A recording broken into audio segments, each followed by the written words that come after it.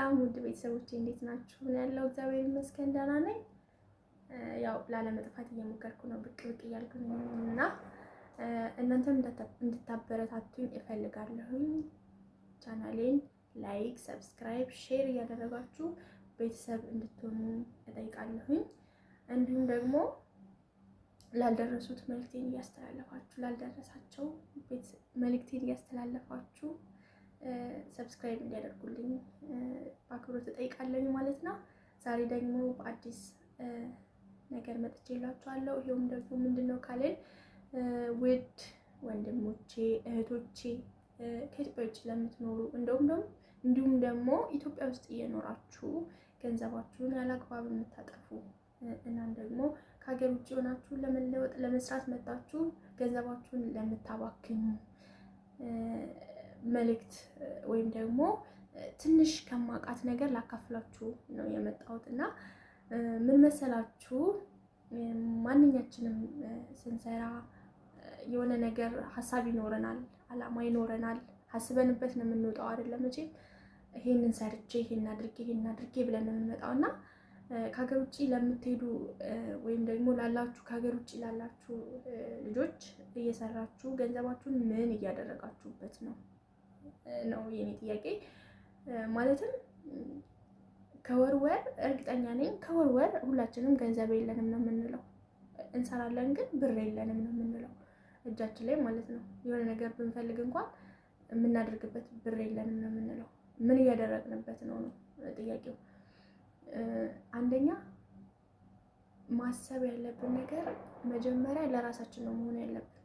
እኔ ለራሴ ሰርቼ ለራሴ ስለወጥ ነው ሰው መለወጥ የምችለው አይደለም። ለሚገባው ነገር ታደርጋላችሁ። ቤተሰብ የምታገዙ ሰዎች ልትኖሩ ትችላላችሁ እና ደግሞ ለቤተሰብ አትርዱ ማለት አልችልም፣ ግን ደግሞ ገደብ አለው። ሁላችንም የራሳችን ህይወት ይኖረናል፣ የራሳችን ሀሳብ፣ የራሳችን የሆነ ነገር የሚያስፈልገን ሰዎች ነን። እናም ደግሞ ለዛም ብለን ነው ከሀገር የምንወጣው እና ምን እላችሁ ፈልጌ ነው፣ ሁላችሁም የምትሰሩበትን ገንዘብ እያደረጋችሁ ያላችሁት ነገር እንደሚጠቅማችሁ ነው ወይስ ደግሞ ለማይጠቅማችሁ ነው? አንዳንዶች አለን አይደለ፣ ገንዘብ ልከን እከሌ ሰርፕራይዝ አድርግልን እንላለን። እስኪ ለከሌ ይሄንን ግዢላት የሆነ በቃ ማለት ልወደድ ባዮች ማለት ነው። ልወደድ እንልና እናደርግና በቃ ማለት ከሚገባን በላይ እኛ ሳይኖረን እናደርግላቸዋለን ማለት ነው ለሌሎች።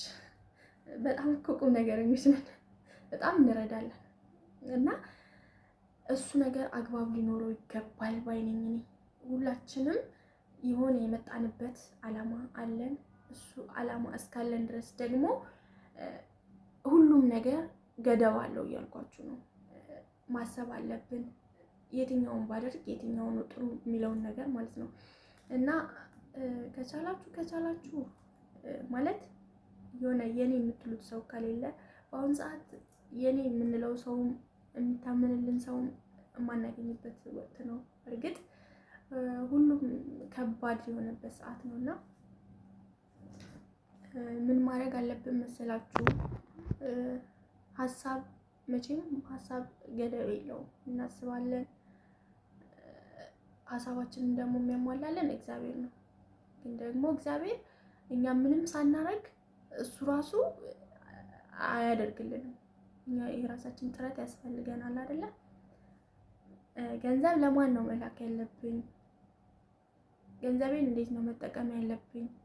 ምንስ ነው ማድረግ ያለብኝ ብለን ማሰብ አለብን ሁላችንም ማለት ነው። እና ያው አንዳንዶች አለን ጎበዝ የሆንን ማለት ነው። በዛም ልክ ደግሞ በይሉንታ ተይዘን ለሰዎች በይበልጥ ለሰዎች እናደርጋለን። ይሉንታም ገዳይ ነው። ይሉንታ በጣም ከምላችሁ በላይ ገዳይ ነው። እንደ ምሳሌ እንኳን ብናነሳ በይሉንታ ተነሳስተን የሆነ ሰው ብር ሲጠይቀን እንዴት የለኝም እንልና ብር እናበድራለን። ያን ብር ግን እውነት ያ ሰው አስቦልን ይመልስልናል? የራሳችን ብር ሆኖ በራሳችን ብር ጠላት የምንሆንበት ሰዓት ነው በዚህ ሰዓት ማለት ነው። እና ብራችንን ብቻ መጠቀም ባለብን ነገር መጠቀም አለብን። መስጠት የሚገባን ቦታ ላይ እንሰጣለን። ግን ደግሞ የምንሰጠው እኛ ከራሳችን እያጎደልን ሳይሆን ከተረፈ ላይ ነው የሚሰጠው ማለት ነው። እና ምክንያቱም እኔ ራሴን እየበደልኩኝ ለሰው ማድረግ አልችልም። መጀመሪያ የራሴን ፍላጎት ነው ማሟላው። የመጣሁት ዓላማ ለምንድን ነው? ራሴን ሙሉ ለማድረግ አይደለም። ምክንያቱም እኔ ብዙ ነገር ያምረኛል፣ ቤት ያምረኛል፣ መኪና ያምረኛል አይደል? የሁላችንም ሀሳብ ነው። እና መጀመሪያ ለራሳችን መኖር አለብን። ሰውን ለመርዳት የራሳችን በቂ ነገር ሊኖረን ይገባል ማለት ነው። እና በዚህ ዙሪያ ምን ያክሎቻችንን ገንዘባችንን በአግባቡ እየተጠቀምን ያለ ነው? ምን ያህሎቻችንስ ነን ከሚገባን በላይ እያጠፋን ያለ ነው? እየቆጠብንስ ያለ ነው? እና አንዳንድ ጊዜ አሁን ምን አለ ገንዘብ ተቀብለን ማለት ወሩ ሳይደርስ ራሱ የወዲያኛውን ወር አስበን ፕሮግራም የምናወጣበት እንትን አለ። ያ ነገር ጥሩ ሆኖ ያ ነገር ግን ለራሳችን ነው። በሚቀጥለው ወር ለእንትና ልኬለት፣ በሚቀጥለው ወር ላበበ፣ በሚቀጥለው ለሸቱ፣ በሚቀጥለው ለገነት ከዛ ለእንትና እያልን እንዲህ ስም ዝርዝር እያወጣን እንደዚህ መርዳት አለብን። በዚህኛው ፋሲካ ለዚህኛው፣ በዚህኛው ኢድ ለዚህኛው እያለን ፕሮግራም እያወጣን ሰው መርዳት አለብን ወይስ ደግሞ የራሳችንን ፍላጎት መጀመሪያ ማስቀደም አለብን የሚለውን ነገር ማሰብ አለብን ሁላችንም ማለት ነው። ምክንያቱም ሀሳብ አለና የራሳችን የሆነ ነገር ስላለ ማለት ነው። እና ሁላችሁም ቢሆን መጀመሪያ ለራሳችን እንሁን ባይ ነኝ። ሁላችንም የራሳችን ችግር አለብን። መርዳት ያለብን ነገር ላይ ማተኮር አለብን። እናት ለልጇ ብላ እዚህ የምትሰራበት አጋጣሚ አለ። ልጅሽ ደግሞ የምትረጂውን ልጅ ወይም ደግሞ የምታሳድጊውን በገንዘብ እየደገፍሽው ያለውን ልጅ ብርሽን ምን ላይ ያዋለ ነው? እውነት እየተጠቀመበት ነው ወይስ ደግሞ እሱ አንቺ የምትልኪለትን ብር እያጠፋ ነው ያለው? እዛ እየላከ ማለት ነው። እየላክሽ አንቺ ብሩ እየጠፋ ነው ወይስ ቁም ነገር ላይ እየዋለ ነው የሚለውን ነገር ማሰብ አለብን። ሁላችንም ቢሆን ማለት ነው። ሁላችንም ለቤተሰብ ስንረዳ ቤተሰብ ከኔ ይውጣ ብቻ ብሩ ከኔ ይውጣ እነሱ የፈለጉትን ያድርጉ ብለን ማሰብ አለብን ወይስ ደግሞ ለተፈላጊ ነገር ለበስ ለሆነ ነገር ብቻ ነው ማድረግ ያለብን? እሱንስ ደግሞ ምን ያክል ገደብ ሊኖረው ይገባል የሚለውን ነገር ነው ማወቅ ያለብን። ሁላችንም እዚህ ነገር ላይ መስራት አለብን። ራሳችንን መለወጥ አለብን። ብራችንን በአግባቡ መያዝ አለብን። እና የሁላችንም ችግር ምንድነው? ይሉንታ ነው። ይሉንታችንን ደግሞ ማጥፋት አለብን። ይሉንታና